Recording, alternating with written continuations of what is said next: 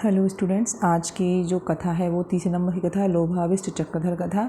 यह कथा पंचतंत्र की 5 कथाओं में से थोड़ी बड़ी कथा है, पर ये इसकी लैंग्वेज सबसे ईजी है क्योंकि तीनों चारों ब्राह्मणों का अलग अलग छोटा छोटा सा विवरण है, इसीलिए याद करने के लिए ईजी पर लिखने में लेंदी है।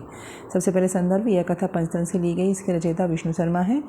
यह पंचतंत्र के अपरिचित तंत्र से ली गई है। प्रसंग, अपरिचित पंचतंत्र का अंतिम अनुभाग है। इसके नामकरण से स्पष्ट है कि इसमें उन्हीं कथाओं का समावेश किया गया है जिसमें व्यक्ति को यह ज्ञान हो कि बिना परीक्षा किए व्रत नहीं होना चाहिए। इस प्रकार व्यवहारिक दृष्टिकोण से इस प्रकरण की अत्यधिक महत्व है।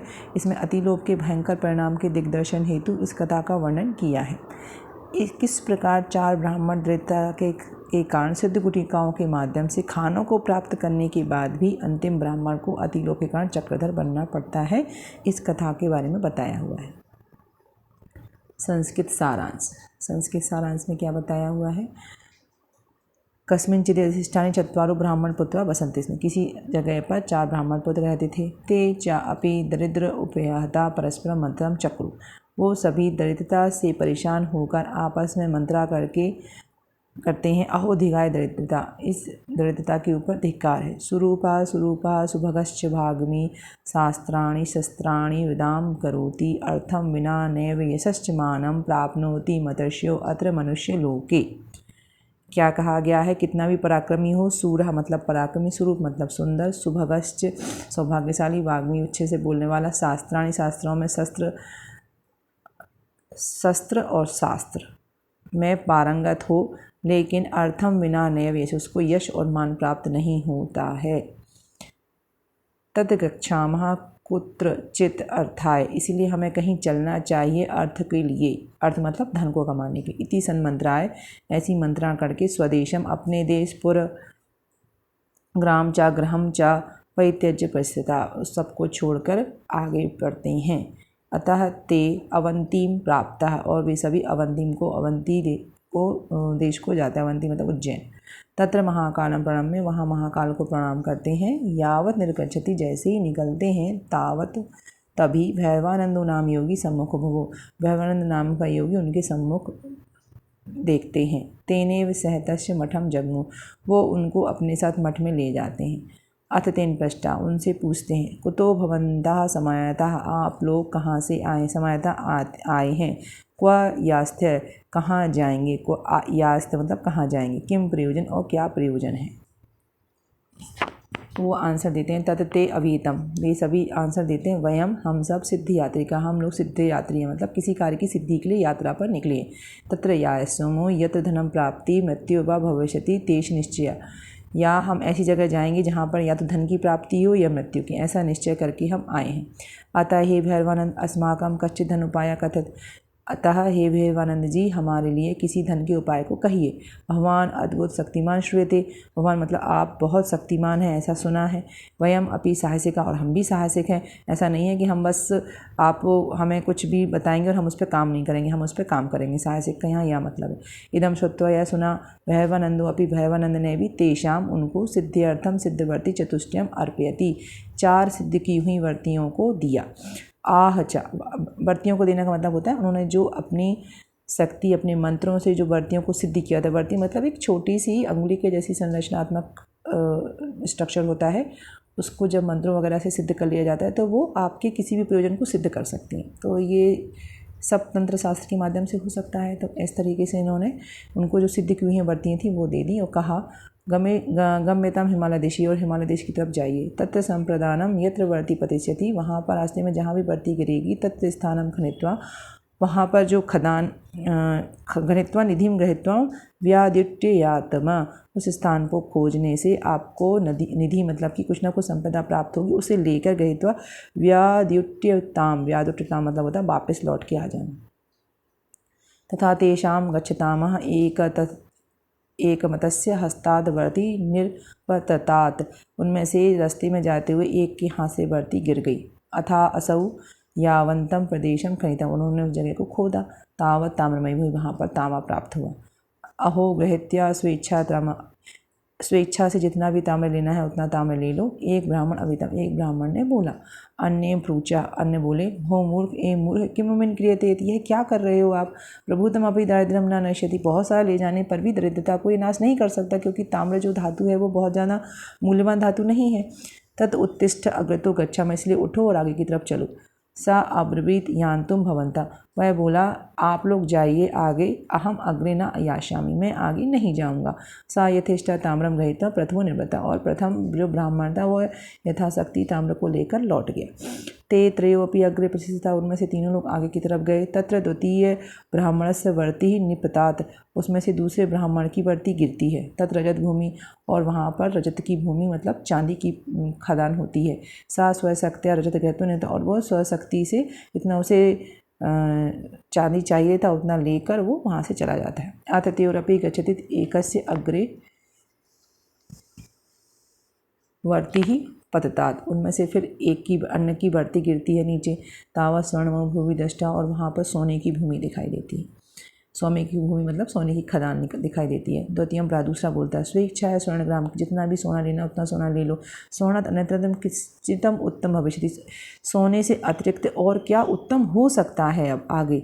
सा वह दूसरा ब्राह्मण बोला, मूर्ख, मूढ़ मतलब मूर्ख, प्राप्त ताम्रम, पहले ताम्र की निकली, ततो रूपम फिर चांदी की, तथा स्वर्णम फिर स्वर्ण की निकली, तथा नूनमतः परम रत्नानि भविष्यन्ति, नूनमतः मतलब निश्चित, तो निश्चित ही आगे, परम मतलब आगे, रत्नानि रत्नों की खदान होगी। तत् उत्तिष्ठ अग्रे गच्छामि, इसलिए उठो और आगे चलो। सा आह, उसने बोला, गच्छतु भवान, आप आगे जाइए, अहम अत्र तिष्ठामि, मैं यहीं पर रहूँगा। चतुर्था ब्राह्मण अग्रतो गच्छन्ति, जो चौथा ब्राह्मण था सबसे लालची वाला ब्राह्मण आगे जाता है। सह तत्र पुरुषम एकम, वहाँ पर एक पुरुष, रुधिर प्लवितम गात्र मतलब खून से लथपथ उसका शरीर, ब्रह्मचक्रम मस्तकम अपश्यन्, जिसके मस्तक के ऊपर ब्रह्म का चक्र चल रहा था उसको देखता है। ततः द्रुतोत्तरम गत्वा उवाच, वहाँ पर वह तेजी से जाता है और उससे पूछता है, भो को भवान, हे ये आप कौन हो। किमपि चक्रम भ्रमताम शिरसिम तिष्ठति, ये चक्र कैसे आपके सिर के ऊपर है। से आश्चर्य होता है कि यहाँ पर इतनी ऊंचाई पर हिमालय के कौन व्यक्ति है जिसके पास इसका ऐसा शरीर है, जिसको खून लगा हुआ है, पूरा घायल शरीर है और सिर मस्तक तो उसके चक्र घूम रहा है। तत्क्षणात् चक्रम तस्य शीर्षा ब्राह्मण मस्तके चेतम, उसी क्षण वो जो चक्र था वो उस ब्राह्मण के मस्तक से उतरकर चतुर्थ वाला ब्राह्मण जो ऊपर चढ़ के गया था उसके ऊपर आ जाता है। सा आह, वह बोला, किम एतत्, यह क्या है। शिरसीम चरितम, मेरे सिर के ऊपर चल रहा है। तत्र प्रथमः चक्रधर आ, और उसमें जो जिसके ऊपर पहले चक्र चल रहा था उसका नाम चक्रधर था। वह बोलता है, यदा जब त्वमितम कश्चित, तुम्हारे पास कोई सिद्धवर्ती देवताम सिद्धवर्ती लेकर आगत्य आएगा, त्वाम आलापयस्यति, जब तुम उससे बातचीत करोगे, तदा तस्य मस्तकम चटितम, तब उसकी मस्तिष्क से, जब ये तुम्हारे मस्तिष्क से उतरेगा और उसकी मस्तिष्क पर चढ़ जाएगा। अथ स्वर्ण सिद्धिम रोदति, अब स्वर्ण सिद्धि बहुत रोया। अन्वेषणम परम तत्र आगच्छनम, जो दूसरा ब्राह्मण था उसको खोजता हुआ, अन्वेषण मतलब खोजता हुआ, तत्र आगच्छन वहाँ आया। चतुर्थ ब्राह्मण से दशाम अवलोके, चौथे ब्राह्मण की दशा को देखकर स्वर्ण सिद्धि सावास्प पृष्ठवा, रोते हुए, सावास मतलब होता है रोते हुए, पृष्ठ मतलब वास्प का मतलब होता है अश्रु, रोते हुए पूछा, भद्रम किम एतत्, ये क्या हो गया। सो अपि तीन पृष्ठ, उसने भी पूछने पर सर्व चक्र वृत्तांतम, सारा चक्र वृत्तांत जितना भी हुआ था वह सब बता दिया। साधु इदम उच्यते, साधुओं ने कहा, विद्या नाम अपि न्यूनतम कुलीनो अपि बुद्धि रहिता, तो जो लास्ट वाला ब्राह्मण था वह विद्यावान भी था, कुलीन भी था, पर बुद्धि रहित था। इसीलिए साधुओं ने कहा, वरम बुद्धिर्ना सा विद्या, विद्यायम बुद्धिरुत्तमा, क्या विद्या से बुद्धि श्रेष्ठ है। बुद्धिहीनम विनश्यन्ति, बुद्धि के बिना नाश हो जाता है। यथा ते सिंह, और जिस तरह के सिंहकारक ब्राह्मण का आगे की जो कथा है उसके बारे में बताया कि जैसे सिंहकारक ब्राह्मण का नाश हो गया था। तो यहाँ पर इस कथा में चार ब्राह्मण किस तरीके से एक एक खान प्राप्त होती हैं, लेकिन आपका जो लालच है, लोभ है, लोभ की जो प्रवृत्ति है वो आपको कहाँ तक ले जा सकती है, वो इसमें बताया हुआ है कि आप किस तरीके से अंत में सिर्फ और सिर्फ नाश को ही प्राप्त होते हैं। तो लोभ उतना ही, लोभ की आवश्यकता सिर्फ इसीलिए है कि आप अपने जीवन को आगे बढ़ाते रहें, क्योंकि अगर आपके अंदर जिज्ञासा ही नहीं होगी या कुछ प्राप्त करने की चाह ही नहीं होगी तो आप कर्म ही नहीं करोगे कुछ, तो सिर्फ उसके लिए थोड़ी सी लोभ की आवश्यकता होती है। अति लोभ तो नुकसान और विनाश का कारण बनता है। विशेष, विशेष में क्या क्या पॉइंट्स आए इस कथा के बीच में। निर्धनता की अवस्था में अपने ही लोग के बीच में रहने की अपेक्षा जन सुन लेना अच्छा है। तो जब प्रारंभ में ब्राह्मण अपने घर को त्याग कर रहे होते हैं तो वो यही बोलते हैं कि जब हमारे पास धन नहीं है तो हमें अपने के बीच में कोई सम्मान प्राप्त नहीं होगा, इसलिए यहाँ रहना अच्छा नहीं है, अकेले रहना ज़्यादा अच्छा है। संसार की वास्तविकता कथन किया गया है कि किस तरह निर्धन व्यक्ति को सबका आदर शिथिल हो जाता है। तो आपके पास यदि धन नहीं है तो आपके प्रति जो और लोगों का आदर है वो कम हो जाता है। धन कमाने के लिए व्यक्ति अपना सब कुछ छोड़कर विदेश जाने में भी संकोच नहीं करता है। इसका सुंदर ढंग से वर्णन किया गया है। दृष्टांत देकर भाग्य के साथ पुरुषार्थ को भी महत्व दिया गया है कि जब भैरवानंद योगी से वो सिद्धवर्तिकाएँ ले रहे थे तो उन्होंने बोला था कि हम सिर्फ भाग्य के भरोसे नहीं हैं, हम पुरुषार्थ मतलब हम साहस भी कर सकते हैं। पुरुषार्थ को सभी वांछित पदार्थों की प्राप्ति का कारण कहा गया है। आपके भाग्य में कुछ भी हो, लेकिन यदि आप कर्म नहीं करोगे, पुरुषार्थ नहीं करोगे तो आपको भाग्य का जो लिखा हुआ है या भाग्य से जो आपको मिलने वाला है वह भी आपको प्राप्त नहीं हो सकता है। तो इस तरीके से यह कथा है, बड़ी है लेकिन बीच बीच में छोटे छोटे पैराग्राफ्स में आप एक एक ब्राह्मण का वर्णन करते चले जाएंगे लैंग्वेज में, ईजी लैंग्वेज में, तो आपको ईजी हो जाएगा इसको लिखना। इसमें जो भी कमेंट्स आपको प्रॉब्लम हो रहा है वो आप मुझे बताइए तो मैं इसका आंसर करूँगी। इसके बाद की जो कथा है वो सिंहकारक मूक ब्राह्मण की कथा है। उसमें भी लोक व्यवहार से किस तरीके से वो अपने आप को नाश को प्राप्त होते हैं वो बताया हुआ है। तो एक एक कथा में, प्रथम कथा में किस तरीके से उसने बिना सोचे समझे काम किया छपड़क ने और छपड़कों का नाश हुआ वो बताया हुआ है। दूसरी वाली कथा में बताया है उन्होंने कि किस तरीके से ब्राह्मणी ने नेवले को मार दिया बिना परीक्षण के। फिर तीसरी कथा में किस तरीके से अति लोभ के कारण आपका नाश हो जाता है, कितनी भी विद्यावान हो आप।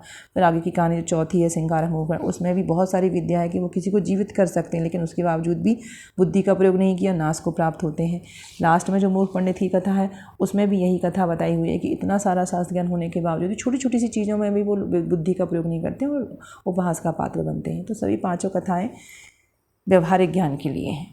इसके आगे के वीडियो में हम नेक्स्ट कथा के बारे में जानेंगे।